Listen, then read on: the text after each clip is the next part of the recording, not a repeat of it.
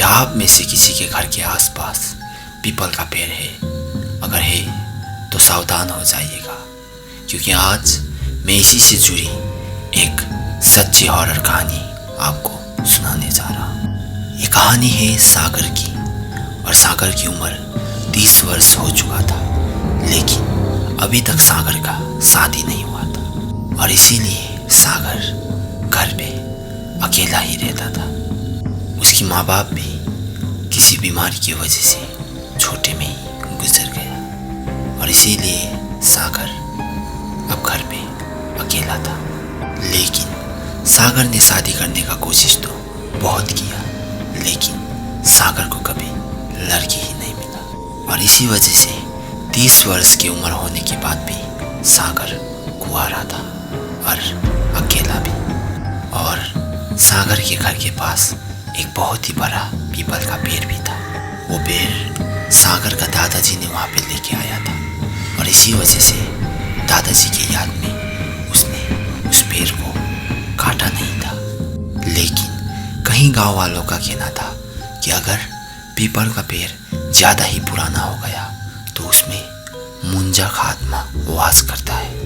लेकिन सागर को इन बातों में रत्ती भर भी विश्वास नहीं था, इसीलिए उसने इन बातों को नज़रअंदाज कर दिया।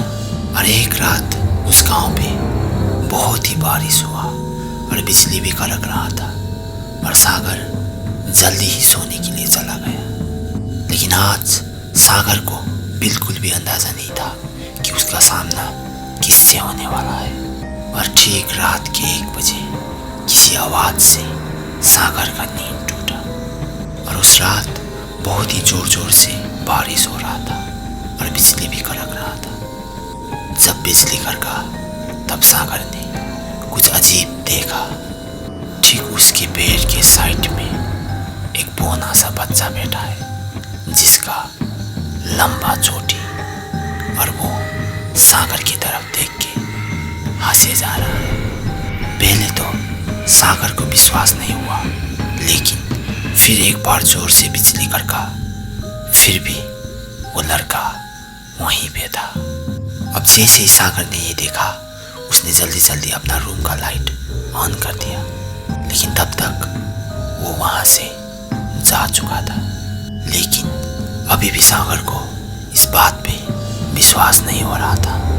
लेकिन एक बात ने सागर को अंदर से तोड़ के रख दिया, क्योंकि अभी भी उस जगह पे कीचड़ से बना हुआ छोटे छोटे पैरों का निशान था।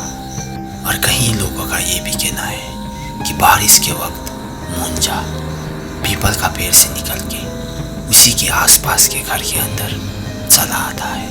और आप सबको मैं इन्फॉर्मेशन के लिए बता दूं कि मुंजा एक रियल हॉरर लेजेंड है। तो फ्रेंड्स, ये था आज का हॉरर स्टोरी। अगर आपको मेरा कहानी पसंद आता हो तो मेरे चैनल को लाइक और सब्सक्राइब ज़रूर कीजिएगा। मिलते हैं अगले वीडियो में।